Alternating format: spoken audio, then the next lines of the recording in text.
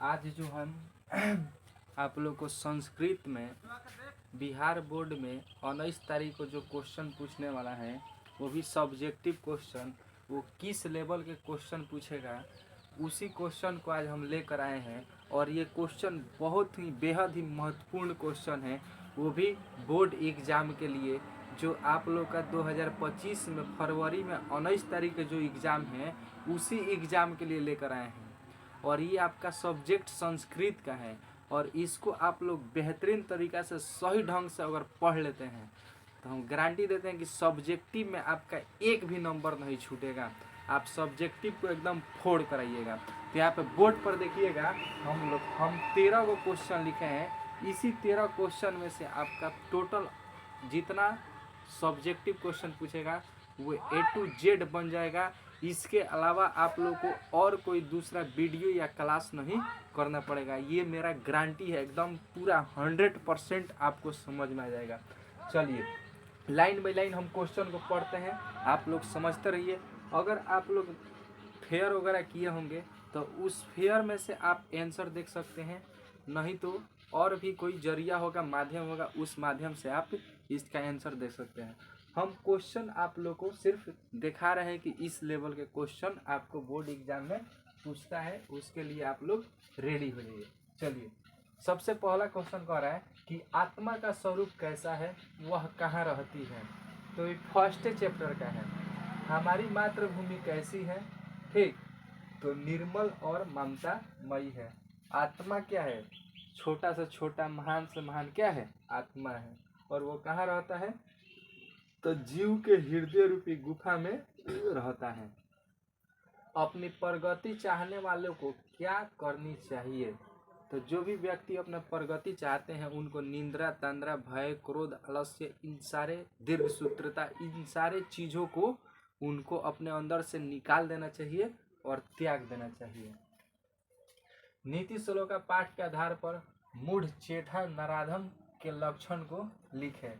तो नीति श्लोक का पाठ के आधार पर मूर्ख, चेठा, नराधम व्यक्ति किसको कहा गया है, तो नराधम व्यक्ति उसको कहा गया है कि जो बिना बुलाए हुए किसी के घर जाता है, अविश्वसनीय व्यक्ति पर विश्वास करता है और बिना बोले किसी दूसरे व्यक्ति से बहुत अधिक बोलता है, उस व्यक्ति को नराधम व्यक्ति कहा जाता है।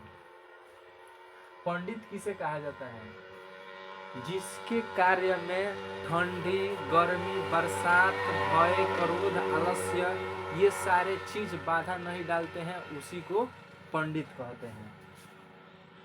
किस कारण से मंदाकिनी का जल दूषित हो गया है, तो देखिए मंदाकिनी का जल कैसे दूषित हुआ, क्योंकि वहाँ जैसे आपके बुक के चैप्टर में स्पष्ट रूप से लिखा है कि जैसे मंदाकिनी वर्णम यानी मंदाकिनी नदी में जैसे हिरण जाती है जल को पीने के लिए, तो जल क्या है, गंधोर मिट्टी मिल जा रहा है और बहुत सारे चीज़ें जो है उस नदी में फेंका जा रहा है, जिस कारण से वो दूषित हो जा रही है। नेक्स्ट, अलस कथा पाठ के लेखक कौन है तथा उस कथा से क्या शिक्षा मिलती है। तो देखिए अलस कथा पाठ के जो राइटर हैं, लेखक है, वो है विद्यापति। और इस कथा से हमें क्या शिक्षा मिलती है कि हमें आलस नहीं करना चाहिए। राम परवेश राम किससे प्रभावित होकर अध्ययन निरंतर हो गए, तो राम परवेश ने एक इनका गांव था भिखनटोला, इस गांव के 1 किलोमीटर दूर एक प्राइमरी स्कूल था। उस स्कूल के एक शिक्षक आए गांव यानी भिखनटोला को देखने के लिए, तो वहाँ पे देखे एक बहुत ही टैलेंटेड लड़का जो राम परवेश था खेल रहा था, इसको बुला कर ले गया अपने स्कूल में, इसको पढ़ाई लिखाई और ये एक दिन केंद्रीय विद्यालय के परीक्षा में टॉप कर गया, स्कूल में टॉप करते करते। तो ये बहुत ही टैलेंटेड लड़का था जिसका नाम था राम परवेश, भिखनटोला गांव का था। व्याघ्रपथिक कथा कहाँ से लिया गया है, इसके लेखक कौन है तथा इससे क्या शिक्षा मिलती है। तो व्याघ्रपथिक कथा जो है हितोपदेश नामक ग्रंथ से लिया गया है। इसके लेखक कौन है, तो नारायण पंडित है। ध्यान से सुनिएगा, व्याघ्रपथिक कथा हितोपदेश नामक ग्रंथ से लिया गया है। इसके राइटर नारायण पंडित है और इससे क्या शिक्षा मिलती है, तो हमें इससे यह शिक्षा मिलती है कि हमें धन दौलत देखकर लालच नहीं करनी चाहिए। जिस प्रकार से एक पथिक था, वो सोने के कंगन के लालच में आकर उसको व्याघ्र खा गया, उसी प्रकार अगर हम भी लालच करेंगे तो हम भी संकट में पड़ जाएंगे। तो व्याघ्र पथिक कथा से हमें यह शिक्षा मिलती है कि हमें लालच नहीं करना चाहिए। लालच बड़ी बुरी बलाय है। ठीक, आगे देखिए किसको दान देना चाहिए। अब देखिए हर एक व्यक्ति को हम लोग दान नहीं दे सकते हैं, हर एक व्यक्ति को दान नहीं दे सकते हैं। जो दान के लायक है उसको दान दीजिए, गरीब निर्धन को दान दीजिए। अब मान लीजिए इसके पास पहले ही से धन भरा है, आप उसको दान दीजिएगा तो उसका आपके दान को वैल्यू करेगा? नहीं करेगा। लेकिन जो निर्धन है, गरीब है, जिसके पास खाने के लिए नहीं है, उसको आप खाने को दीजिएगा तो बहुत आपको दुआ देगा, बहुत आपको भगवान से कामना करेगा, वो अच्छा से खाएगा। अब जिसके पास मान लीजिए भोजन के कमी ना है, खाने पीने का, आप उसको ले जाकर दाल भात रोटी दीजिए, वो आपको भोजन पूछेगा? कोई हो अमीर आदमी को ले जाकर दे दीजिए, भोजन कौन पूछेगा? ना पूछेगा। मुकेश अंबानी को ले जाकर आप दीजिए, आपको पूछबे ना करेगा आप कौन है। वहीं जो रोड पर घूमने वाला जो गरीब व्यक्ति है उसको आप दीजिए, वो आपको बहुत दुआ देगा, आपका नाम लेगा। इसलिए दान किसको देना चाहिए? जो दान के लायक है उसी को दान दीजिए, वरना किसी को मत दान दे दीजिएगा। दानवीर कर्ण के चरित्र पर प्रकाश डाले।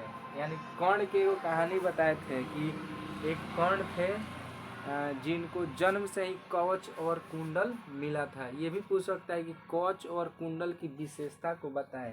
तो कवच और कुंडल की ये विशेषता है कि अगर कर्ण के शरीर के ऊपर कवच और कुंडल जब तक रहेगा तब तक उसको कोई भी व्यक्ति मार नहीं सकता है। ये इनको जन्म से ही वरदान मिला था कि इनको कर्ण को। गुरु के द्वारा शास्त्र का क्या लक्ष्य बतलाया गया है? तो गुरु के द्वारा शास्त्र का यह लक्ष्य बताया गया है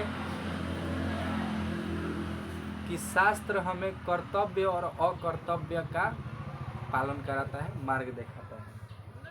नेक्स्ट, वेदांत कितने हैं? उनके प्रवर्तकों एवं शास्त्रकारों के नाम लिखें। तो ये जो है आप लोग टोटल 13 क्वेश्चन है। अगर आप लोग इस 30 क्वेश्चन को अच्छा से पढ़ लेते हैं और याद कर लेते हैं तो हम आपको गारंटी देते हैं आपके बोर्ड एग्जाम में 16 क्वेश्चन पूछता है सब्जेक्टिव में, जिसमें से आप लोग को 8 को ही बनाना रहता है। हमारे ख्याल से अगर इतना क्वेश्चन आप लोग कर लीजिए ना तो 8 गो में से 1 को नहीं पूछेगा। आप इसको स्क्रीनशॉट रख लीजिए, 19 तारीख को एग्ज़ाम देकर आइए और उसके बाद हमसे पूछिएगा कि ये आपका बताया हुआ बोर्ड एग्ज़ाम में नहीं आया था। तब से हम क्या करेंगे, तब हम आपको बताएंगे, हम वीडियो बनाना छोड़ देंगे।